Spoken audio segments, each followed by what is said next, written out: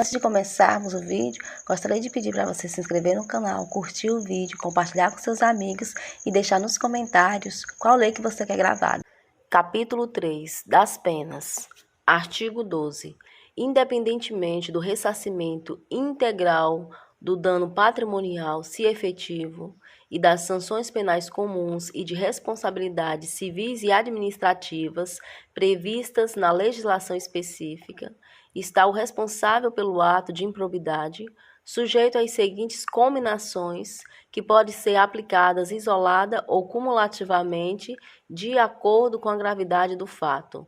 Inciso 1. Na hipótese do artigo 9º desta lei, perda dos bens ou valores acrescidos ilicitamente ao patrimônio, perda da função pública, suspensão dos direitos políticos até 14 anos, pagamento de multa civil equivalente ao valor do acréscimo patrimonial e proibição de contratar com o poder público ou de receber benefícios ou incentivos fiscais ou creditícios, direta ou indiretamente, ainda que por intermédio de pessoa jurídica, da qual seja sócio majoritário, pelo prazo não superior a 14 anos. Inciso 2.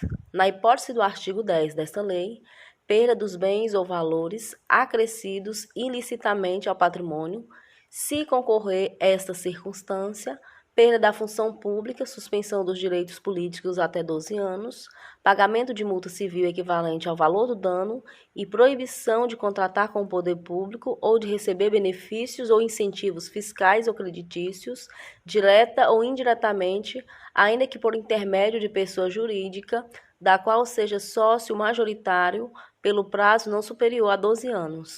Inciso 3. Na hipótese do artigo 11 desta lei, pagamento de multa civil de até 24 vezes o valor da remuneração percebida pelo agente e proibição de contratar com o poder público ou de receber benefícios ou incentivos fiscais ou creditícios, direta ou indiretamente, ainda que por intermédio de pessoa jurídica, da qual seja sócio majoritário, pelo prazo não superior a 4 anos. Inciso 4, revogado. Parágrafo único, revogado. Parágrafo 1º. A sanção de perda da função pública, nas hipóteses dos incisos 1 e 2 do caput deste artigo, atinge apenas o vínculo da mesma qualidade e natureza que o agente público ou político detinha com o poder público na época do cometimento da infração, podendo o magistrado, na hipótese do inciso 1 do caput deste artigo, e em caráter excepcional, estendê-la aos demais vínculos, consideradas as circunstâncias do caso e a gravidade da infração. Parágrafo 2º.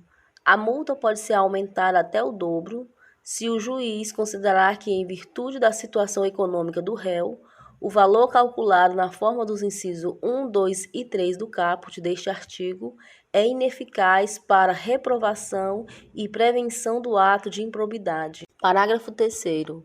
Na responsabilização da pessoa jurídica, deverão ser considerados os efeitos econômicos e sociais das sanções, de modo a viabilizar a manutenção de suas atividades. Parágrafo 4º. Em caráter excepcional e por motivos relevantes devidamente justificados, a sanção de proibição de contratação com o poder público pode extrapolar o ente público lesado pelo ato de improbidade, observados os impactos econômicos e sociais das sanções, de forma a preservar a função social da pessoa jurídica, conforme o disposto no parágrafo 3º deste artigo. Parágrafo 5º. No caso de atos de menor ofensa aos bens jurídicos tutelados por esta lei, a sanção limitar-se-á à aplicação de multa, sem prejuízo do ressarcimento do dano e da perda dos valores obtidos, quando for o caso, nos termos do caput deste artigo. Parágrafo 6º.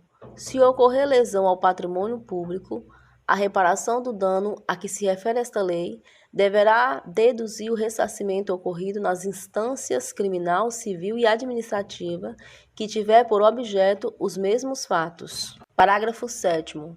As sanções aplicadas a pessoas jurídicas com base nesta lei e na Lei nº 12.846, de 1º de agosto de 2013, deverão observar o princípio constitucional do non bis e idem.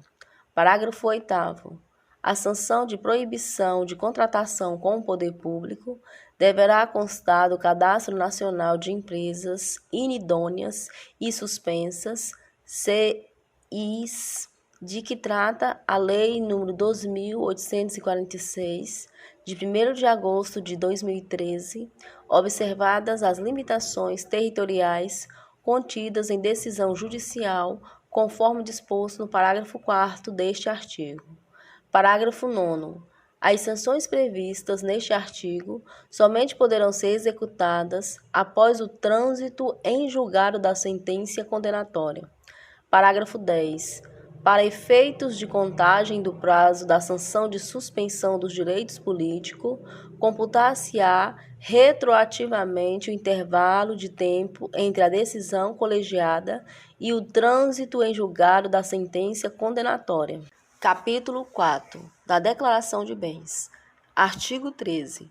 A posse e o exercício de agente público ficam condicionados à apresentação de declaração de imposto de renda e proventos de qualquer natureza que tenha sido apresentada à Secretaria Especial da Receita Federal do Brasil, a fim de ser arquivada no serviço de pessoal competente. Parágrafo 1º, revogado. Parágrafo 2º. A declaração de bens a que se refere o caput deste artigo será atualizada anualmente e na data em que o agente público deixar o exercício do mandato, do cargo, do emprego ou da função. Parágrafo 3º. Será apenado com a pena de demissão, sem prejuízo de outras sanções cabíveis, o agente público que se recusar a prestar a declaração dos bens a que se refere o caput deste artigo, dentro do prazo determinado ou que prestar declaração falsa. Parágrafo 4º, revogado.